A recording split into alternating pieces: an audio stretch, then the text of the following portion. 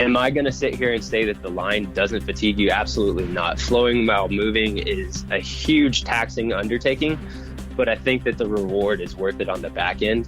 And in a lot of settings, we're really only needing to flow and move for about 15 to 20 feet at a maximum. Enchanted Sky Media.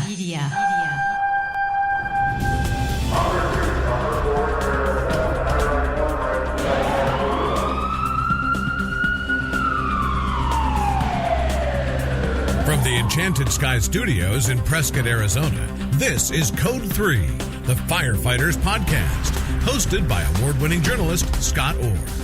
Code 3 features interviews with leading members of the fire service, discussing firefighting strategies, tactics, and other topics you need to know more about. Now, here's Scott. That's right, and I will not let Parkinson's stop me.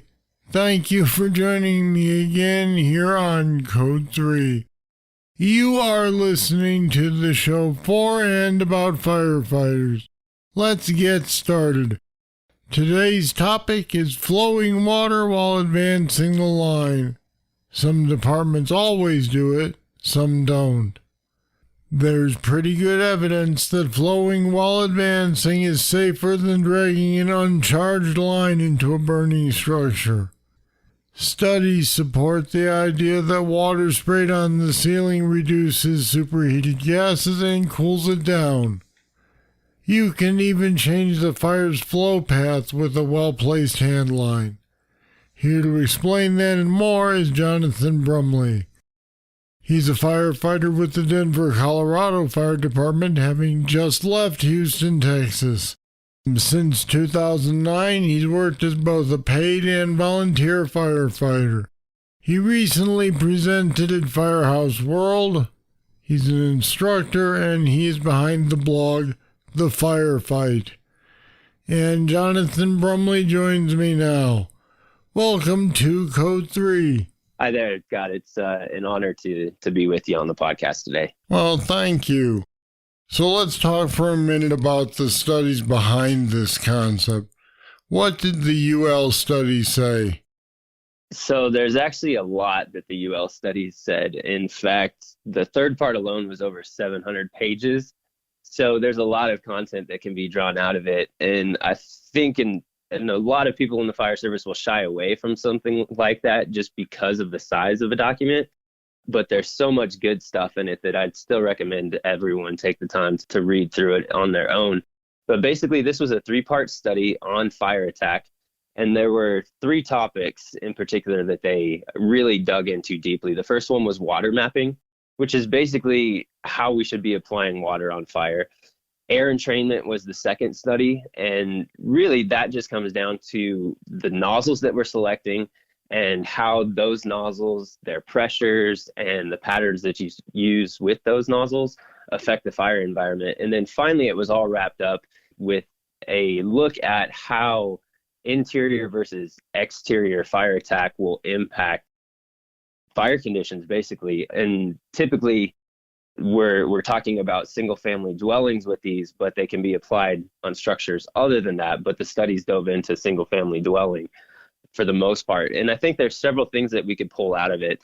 The very first thing that really stuck out to me is that they're saying that fast application of water to the seat of the fire is key here. It's the surest way that we're going to positively impact fire conditions. And when we're positively impacting fire conditions, we're also increasing the chance for victim survival as well. So that was really the culmination of all of this, is that fast water application is what really matters. Another thing that they talked about is that really water can't bounce off of things. It's going to ride walls, it's going to ride ceilings. And so we need to put ourselves in a better position so that we can provide mass surface cooling, because basically we can't tell water where to go. It's going to go where it wants to after it contacts a surface. So we need to be putting ourselves in positions where we're applying water in the most efficient manner. Another thing they talked about a lot is that flowing handlines have the ability to affect flow path. They talked initially about not being able to push fire, and then there was a little bit of a supplement to the study that came out a little bit later saying, you know what, we really can affect the movement of fire gases in a structure. And I know that that's a big topic in the fire service right now. But basically, when we're flowing water, we have the ability to push those products of combustion away from the surfaces and away from the areas that we're trying to protect. And so what we really want to do is we want to put our nozzle in a position where we're protecting the rest of the house from the fire and moving those products of combustion away from the fire attack. And by doing so, we also noted in the study that while we're flowing water during advancing, there's a continuous cooling effect. And that cooling effect is happening not only where the nozzle is, but it's happening in front of the nozzle and it's happening behind the nozzle, which in a lot of cases is what's most important. Is we're getting that nozzle deeper and deeper into the structure nearer to the point of origin, and thereby we're protecting the rest of that structure whenever we're flowing these hand lines. Probably the biggest thing that stuck out to me is how quickly temperatures rebound whenever we shut down the line. So they're saying that in a matter of seconds, the temperatures are going to go right back to where they were if we shut down our nozzles. So we have to be flowing these and flowing them on a continuous basis until we reach the seat of the fire. Now, how does this play out in real life? For example, if we're talking about a room and contents fire, do you open the bail when you make entry and then keep flowing as you head toward the room? Or is this only for really major fires where there may be more than one room involved? I think that it applies pretty universally on most of the structure fires that we're going to go into. It's not necessarily a tactic that has to be employed, but we're seeing in this study that when we are flowing water, and that's the key, is that nozzle is open, and that's when we're making our impact. So obviously we're doing nothing to the fire whenever our bail is shut down. So are we opening it right when we open that front door? Maybe, maybe not. We're going to let the fire conditions tell us whether or not that's something that has to occur. If we open the front door and we have temperatures of like 90 degrees or 100 degrees where we just have some light smoke or something, no, we're not going to be flowing water until we get a little bit closer to the seat of the fire. But if we've got those extremely high ceiling temperatures, we should be opening up the line far before we reach the seat of the fire when we're encountering ceiling temperatures, in the several hundreds. That way we can begin impacting the structure itself, and we start moving those hot fire gases away from the occupants and the property that we're trying to protect. So there is plenty of evidence that this tactic has major benefit. Why doesn't everyone use it? Simply put, I think it's because it's not widely taught. And I've been a firefighter now in 3 different states, and in each of the academies that I've been through, it wasn't something that was a part of the academy curriculum. So what I think it comes down to at the root of it, I think it stems from several technologies that have come out in the fire service in the past couple of decades. And I think that has now impacted how we conduct live fire training as well. The first technology is I think that we have better PPE. I think that's very well known at this point. So it means that we can go deeper into the fire without the need for water application because we're not feeling the sting that our predecessors did, where they're not wearing hoods and they're not wearing the SCBAs. They had to flow water to survive in those situations. When we got that better PPE, we no longer had to have a flowing hand line to advance into these structures. So what you saw was guys walking straight up to the seat of the fire before they ever opened up the line. And I think that kind of transitioned into how fire attack is being taught in our academies. The other thing that was introduced to the fire service as well was high pressure nozzles. And what that did for the fire service was it gave us the ability to change the pattern on our lines, but it also gave us more nozzle reaction that we had to encounter as a firefighter. And more nozzle reaction now means that we can't keep our bails open nearly as long. And so it became more of a static fire attack with a high pressure nozzle system. When we started putting ourselves in positions where we had to stay still when we kept the bail open, we kind of lost that ability to move our attack lines at the same time. Going back to live fire training, a lot of our new firefighters are being trained inside of these burn buildings where we're trying to just get some repetitions through. And so recruits are being told not to flow copious amounts of water because they have to relight these fires right away. That then translates over into the fire ground, where firefighters are scared to keep the bail open because all of their training prior to the actual event has told them, oh, I shouldn't be flowing a lot of water inside of these structures. And I think that that's one thing that the American Fire Service can improve on, is teaching our firefighters that water isn't the enemy, fire is the enemy, and water is our ability to combat that enemy. All right, and all that makes good sense, but how realistic is it to do this with a 2.5 at 300 gallons per minute pressure? Isn't that going to kill you if you try to move it and keep the bail open? It is possible. I'm going to say that right now. A dialed-in engine company is going to be able to do this all day. With what? With 2 firefighters or what? You know, the typical engine company in the American Fire Service is only going to have about 2 firefighters on the handline whenever they first deploy it. Now, later into the event, we would love to have more, and there are departments out there that are blessed to have more staffing. The beautiful thing about training is that we can build that camaraderie between the 2 firefighters on there, and they will be able to move this handline. Are they going to be able to keep the bail open for extended periods of time? Probably not. What I like to look at, though, is when you're flowing 300 gallons per minute, the nozzle reaction on an 1 3/16 tip is about 110 pounds. If they're using an 1 1/4 tip, flowing 300 gallons per minute, that nozzle reaction actually drops to about 100 pounds of force against the firefighter. When I was working at my last department, that 1 3/4 line flowing 200 gallons per minute actually had the exact same nozzle reaction, right around that 100 pounds of force mark, because they were using high pressure nozzles. So if we're choosing a low pressure nozzle system and a complementary hose line, we're actually setting ourselves up for success, and we're able to flow more gallons per minute.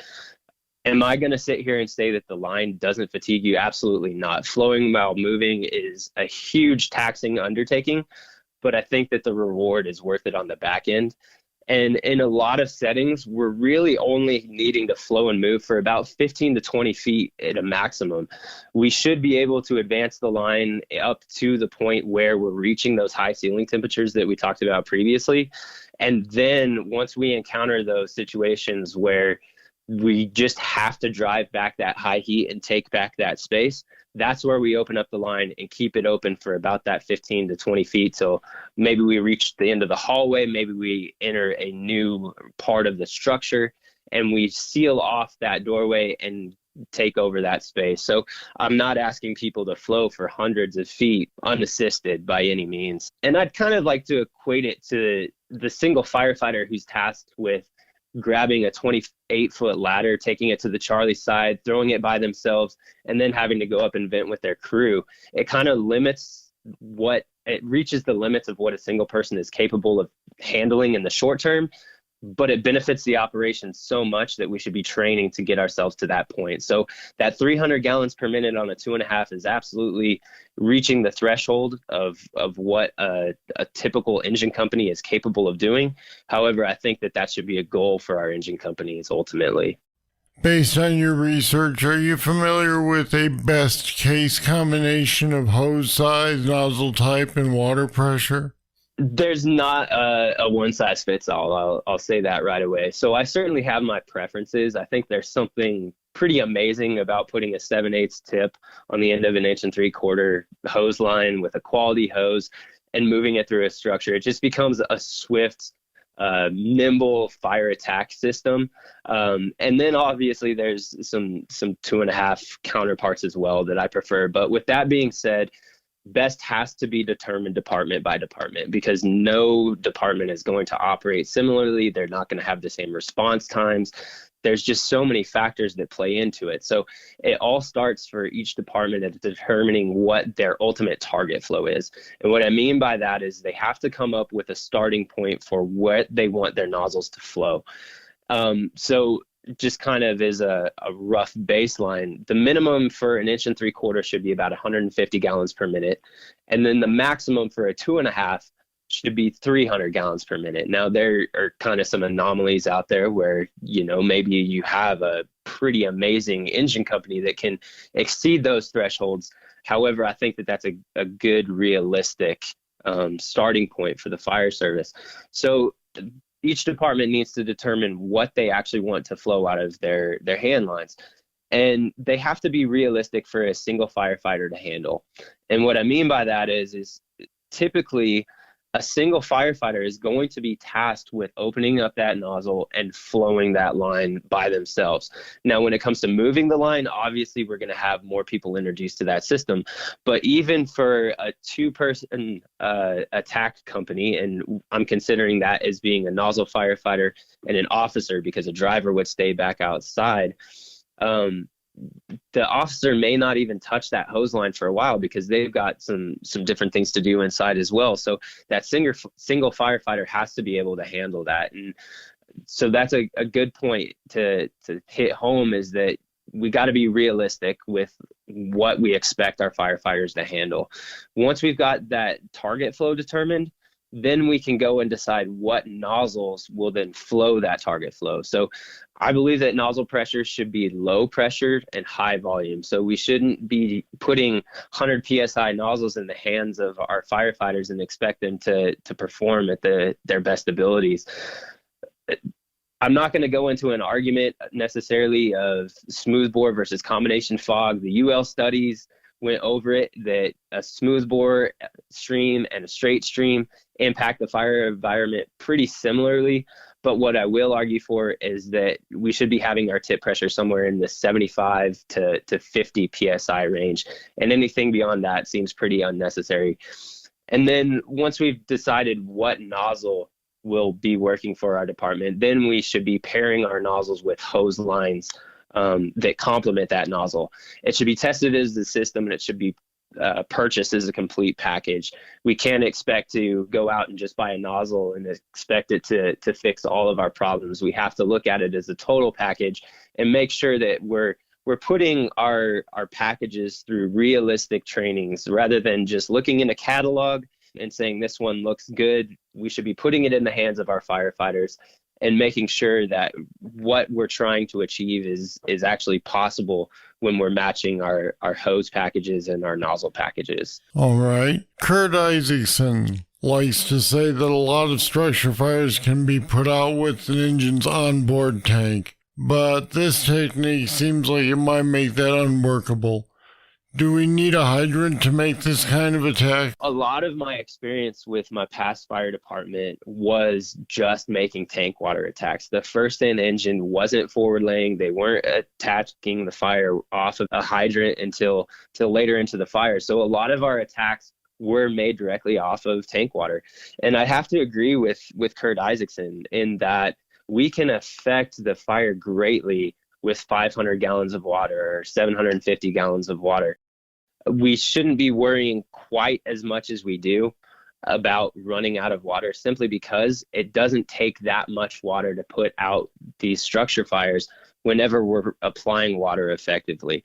Our fire flow formulas will show that we really don't need that much in order to impact the fire environment. And ultimately, we do want to establish a water supply. So I won't discount that fact, but it's something that can certainly be done later into the fire attack. This tactic requires some physical strength, more than what you'd need if you're going to pull the line when it's dry. What do firefighters individually need to do in terms of hose handling technique? What firefighters really need is they need solid technique from a static position prior to ever trying to move with a handline. So we need to cover things ahead of time, like how much line needs to be out in front of the firefighter and what position the nozzle bail is supposed to be in. We need to make sure that they have a solid foundation built that capitalizes on the body's biggest muscles from a static position prior to ever moving. If we introduce movement into fire attack too early in the process, we're just going to have a very uncoordinated firefighter who ultimately is going to end up shutting down the line anyways. So we want to take the time to make sure that they have solid technique built way before we ask them to start flowing these down hallways as well. These are skills that can be taught in a couple of days, but the thing is that proficiency and hopefully mastery will come much later down the road. So we shouldn't be discouraged if we spend a little bit of time with a firefighter, tell them how to do it, and then see that they're struggling at the very beginning. And it takes time and it takes a lot of repetition.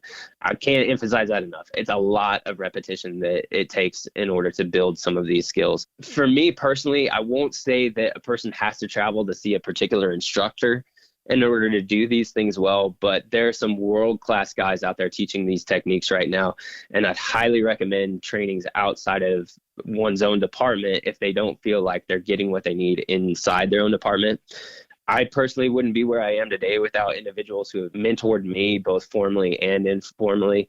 Guys like Brian Brush and the Fire by Trade instructors, Ray McCormick out of FDNY, you mentioned Kurt Isaacson, Adam Mayers, Gary Lane, and I can't talk about this topic without mentioning Aaron Fields, Jim Squitieri, Nate Jamison, and the rest of the Nozzle Forward cadre.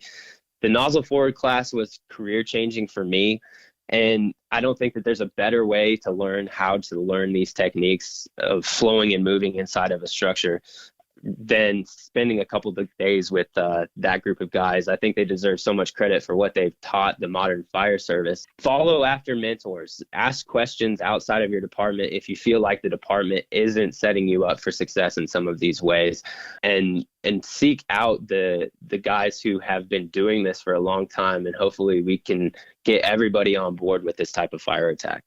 All right, Jonathan Brumley, thanks for being with me on Code 3 today. Thank you so much. It was an honor to be here on Code 3. And we put some more information about the hows and whys of keeping the bail open and the water flowing as you advance the line on our website at code3podcast.com/push. Check it out. All right, that's it. That's all for this edition of Code 3. This time we talked about the benefits of advancing a charged line in a structure fire. I'd like to hear what you do. Is this how you operate or not, and why? Might your department consider a change if you don't? Just email me, Scott at code3podcast.com, or leave a voicemail at 562-337-9902. I will read and play back your comments on a future show. Thank you for listening today. I'll be back next time with more. I hope you'll join me. I'm Scott Orr, and until then, stay safe. Code 3 is a production of Enchanted Sky Media. To contact us, get more information on today's topic, or subscribe to the podcast, go to code3podcast.com.